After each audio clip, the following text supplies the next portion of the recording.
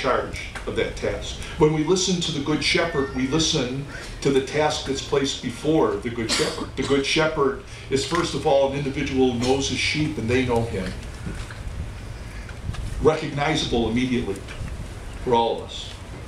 Secondly, the Good Shepherd is one who accepts the responsibility of his task, his mission to care for the sheep, to guide and direct them. And third, his willingness to sacrifice his life. His willingness to sacrifice his life for his sheep.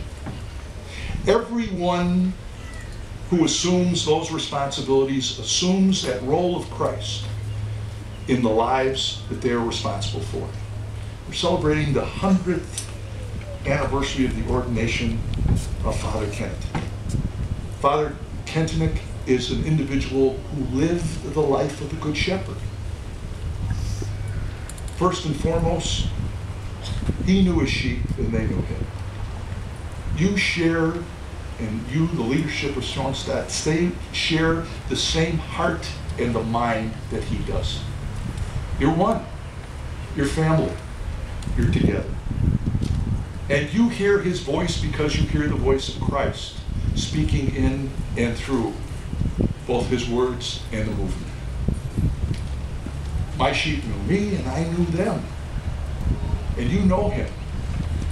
Secondly, he was an individual who through his spiritual movement knew that he was responsible for those who would come in to his task. And there were others that followed immediately. The Schoenstatt jewels.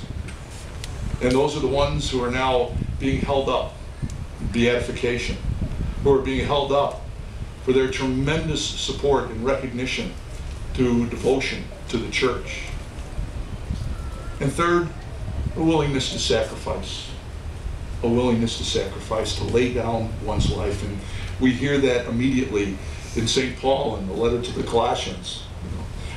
My suffering making up what is lacking in the suffering of Christ. Now there's nothing that's lacking in the suffering of Christ. Absolutely nothing. But in the atonement and the relationship to the world, there are still those who have to suffer because the message of Christ has to be heard. And that's where we accept the responsibility of that mission, to go out and to proclaim that Christ to the world, to be able to celebrate that Christ, and willingly to offer ourselves as sacrifice, in joy, for sharing Jesus. In a very particular way, I thank you as members of the Schoenstatt movement. I thank you for helping to build our church. You are like that individual who comes into the sacred place and recognizes it as sacred. Your acceptance of your spirituality is an acceptance of the task that is necessary in helping to rebuild the church. To rebuild the church and construct it always, proclaiming it anew for Christ and for the world.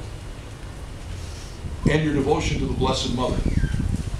The Blessed Mother, whose chapel that I immediately saw was in need. Her queenship, her relationship, her covenant, which through that person of Mary allowed Christ to come into the world. She freely said yes to God.